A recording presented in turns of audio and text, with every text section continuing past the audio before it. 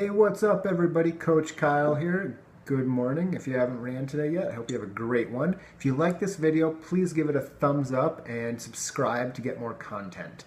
Today I want to talk about running surface. And typically you hear, oh, run on a soft surface. It's better for your knees. And I want to address that because it's not necessarily true. Like running form, there's no better or worse running form, only different. It's the same with surface. There's no better or worse running surface, only different running surfaces. And that means that there are benefits and negatives to too much soft, too much hard surface, etc.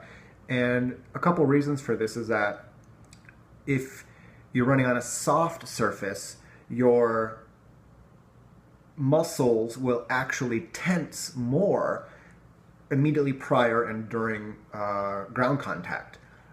And you'll hit the ground a little harder actually while running on a soft surface. And your body kind of has an impact, a loading rate that it does well with. And your brain will kind of set you at that point. So a really interesting study was that these runners were put on a long treadmill, and somehow they were running, and then the surface switched to a softer or harder surface. And after a few steps, the body, without the runner realizing it, adjusted it to how hard or soft it was striking the ground based on how hard or soft the ground was.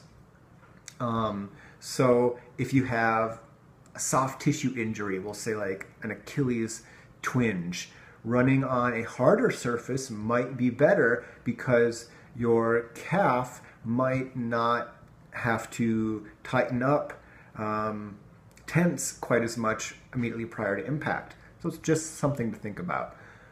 Also, a softer surface will require more work from your body to stabilize, to push off, etc. So, I mean, if you've ever done a 5K on gravel or on pavement, the gravel one is far harder.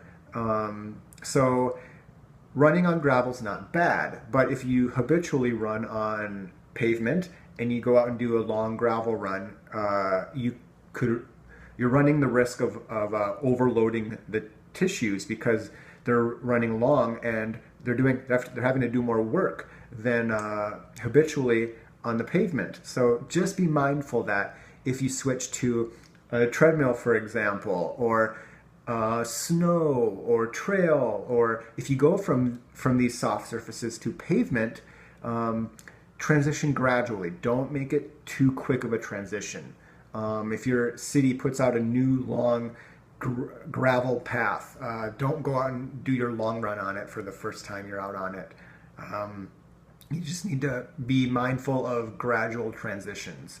The whole stabilization thing also makes me think of less flexible runners, maybe a little more economic runners than more mobile runners, because somebody who's very flexible might have to work harder, subconsciously of course, to stabilize their body while running versus somebody that's not quite as flexible. So like I said, there's no better or worse running surface, only different, and the different surfaces interact with your body, cause your body to move differently.